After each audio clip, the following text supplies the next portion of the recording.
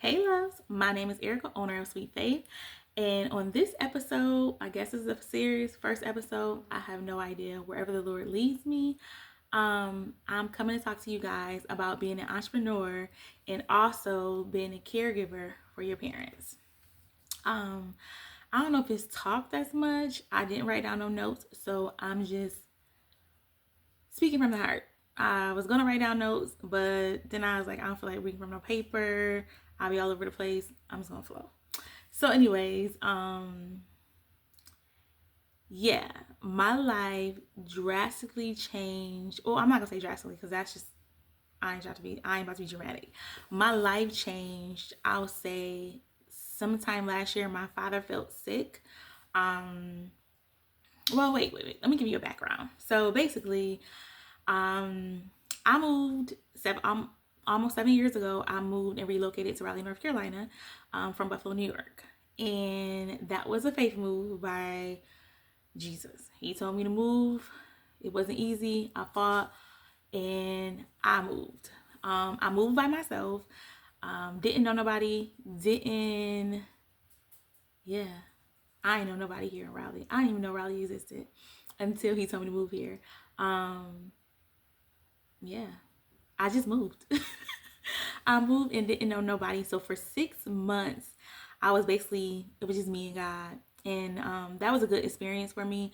It didn't feel good at the time, but he basically was purging me.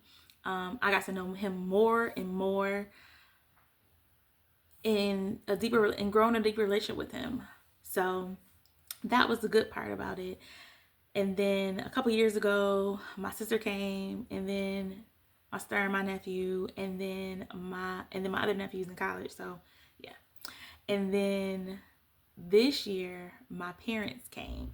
So basically, the whole family's down here now, which is cool. I love it. I ain't got to travel as much as I was when it was just me. So last year, I've been an entrepreneur for 2 years. So God told me to quit my job. Listen, a lot of things God tells me to do, people think I'm crazy. I think I'm crazy too, but it's always faith moves. He always have me do a drastic, big faith move, and this is how I know it's God because I wouldn't do that. I wouldn't choose that for my life. So 2 years ago, God told me to quit my job, and even though I didn't like my job, I didn't like where I worked. It was fatigue, as I say, it's a fatigue job. It was tiresome. My coworkers, I didn't talk to them. I just came, did my job, and I was out. And I think they didn't like that because they wanted to know my business, and I was not telling my business because for what? I'm here to do a job and be gone. There were two people that I did talk to, and we had a relationship with, and I was like, okay, y'all, like I was cool with them. So when they didn't work, I was quiet. And that was good, but I knew I was there for assignment, and I already told my previous coworker, I'm on here for assignment. I'm gone after. This is not my retirement place, but I knew this. See, my plan was to be there for 5 years. Get your retirement, and then I was gonna be out. Well, God had different plans. I was only there for 3 years, and the third year I was there, he told me to quit. And so I was like, oh, okay, I'm gonna quit. But I was trying to get other jobs. Like I was trying to move from that department and go into another department. Yeah, that didn't work. He closed every door there was. But that's neither here or there. That's for another story because I'll start rambling on about that. But so that was another faith move. So I moved, I relocated. That was a faith move. And then the second faith move was quitting my job. So of course that's scary because that's your resource. God gave you that for resources, pay your bills and everything else. Well, granted, I just quit. He told me the date to quit. I put in my notice. I just quit. For the first couple of months, it was cool. I felt rejuvenated. I felt good. I felt like, whew. But then the money started getting low. It started running a little too low for me. And so much stuff was happening back to back to back. But if y'all want to know that journey and that story, y'all just let me know in the comments and I'll make a whole separate video of that. But fast forward to last year. Last year during the summertime, well, it probably was earlier, but I got involved during the summertime. My father felt sick. So I went back home to figure out what was going on because I was getting all these different stories. So me being me, listen, I'm about to hear it from the doctor's mouth and figure out what's going on with my father and, get it back together because, again, they're getting older and my mom, she getting older. So it just was like, okay, I can't keep traveling back and forth because it's a lot and I'm hearing different stories. So I end up getting power of attorney so they can talk to me while I'm here and they're there. So I end up doing all the paperwork that I need to do. My dad had surgery because they figured it was, first they tried to diagnose him and say it was ALS, and then the test came back and they said that he didn't have it. Okay, good, thank you Jesus. So we just can't figure out what's going on. And then they did surgery. He had surgery. Once he had surgery, they thought that would be fine. Do a little bit of therapy, he'll be back. Yeah, that didn't work. So I knew my mom wanted to move here. Like, I knew that was her plan. She told me this since I moved here when she retired. So my mom retired last year, and then she planned to move here this year. So fast forward to this year, I go back home. I help pack up my parents, help them move. We say bye to the house I grew up in, and we out. So they move here, and so that whole journey was stressful. I end up having to find doctors, end up it was just a lot. It was, I had to find the appropriate doctor. So what I did was, took it to prayer, like, God, let them have a smooth move. Let me find a great medical team for my father and my mother. But I wanted it to be, A1.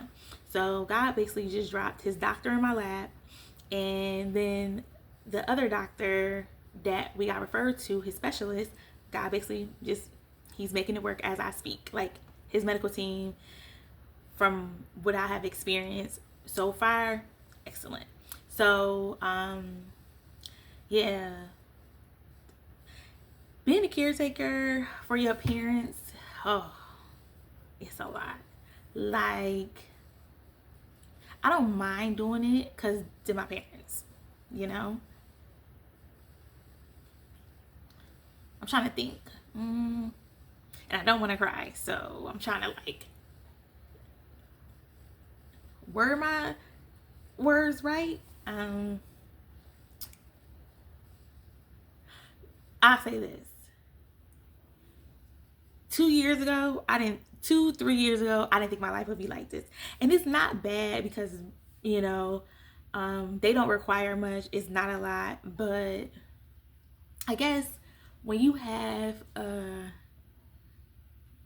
a parent who is partially disabled and really can't do a lot, like, he went from being able to do anything, doing all this stuff for himself, to literally having to depend on people.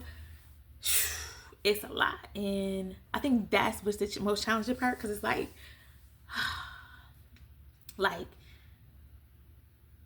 if my dad fall, my mom calls me, and I gotta be like, okay, we gotta pick him up. My dad is a tall man. So picking him up is a lot, but God has already prepared me for it because I was a medical tech. I have a medical background for 12 years. So I was a medical tech when I first started my medical journey for a lot of years. Like, I've worked with patients who had open heart surgery. I've worked with patients who couldn't completely do it, like in ICE in the units. I worked basically everywhere as a medical tech. So yeah, I even worked with the mental health people. Like, my resume is very long, but I've had experience. So I knew how to do little things to get, so it wouldn't be so much pressure on me or my back or my mom's back. So Yeah, so it's just been a journey, and trying to run a business and take care of your parents, it's a lot. Because when they first got here, I literally did like getting them all situated. I had no time for my business. I had no time for my business at all. I will finish setting them up, finish moving them, everything else, and then I'll come home and be exhausted. I would take them to the store. Like I was like having a outer body experience. Like I was gone every day, getting them set up for the first month, going to the store, constantly doing this, constantly doing that. Then the second month, the same thing. Like it was just great, like trying to find them insurances, trying to find them a doctor, everything else. So literally, I for 2 months I had an out of body experience. I was not myself. I literally was just coming home drained, and not no fault to them. It was just me. I didn't create myself a boundary or schedule. So as months passed on, I started like I can't keep doing this because then I'm gonna just go into a frenzy and then I'm gonna shut down, and so that's not healthy for me. So what I did was I literally made myself a schedule. Did I stick to it? No. But I am stick to it. I am learning how to stick to my schedule. But I literally was like, okay, these days on these mornings, we're gonna do X, Y, Z, and then I gotta go do my stuff. So I stuck with that for like a week, two. Then it was back to the same old thing. But lately I literally been only going if I need to. I haven't been going a lot because my mental, like, for example, Monday, my father's insurance pissed me off and I was pissed. I was like, y'all told me one thing and now that he needs it, it's not covered. Okay, I'm done. I'm filing a grievance, and not only am I filing a grievance, but I need to find another insurance. So I literally was on the verge of crying on the phone. That's how mad I was. Because when I get mad, I cry.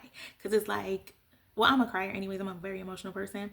I cry at anything. But I was so mad because it wasn't like one person told me this. Multiple people told me he was covered about a certain things. And so then when I need him, they're nowhere to be found. Okay, we have a problem. So God dropped into my spirit who I should talk to. So I talked to this person, and they are helping me greatly. So it's another relief. But I like that day I had to call on God and say, God, give me peace, give me peace, and instantly He gave me peace because I was about to go off on them people because they made me so mad. Like it was like a big waste of time because last week y'all told me a different story. I got in touch with who I need to get in touch with, and then now y'all telling me he not covered. Okay. So one tip is when y'all have parents and y'all are finding insurances, not just look at what they need now, their basic needs now, but look into the future in case something may happen and they may need stuff later on. Make sure your insurance covers those things, and that their insurance covers those things, and talk to multiple people, look over their benefits, like sign up for them online and look over their benefits and make sure it's covered.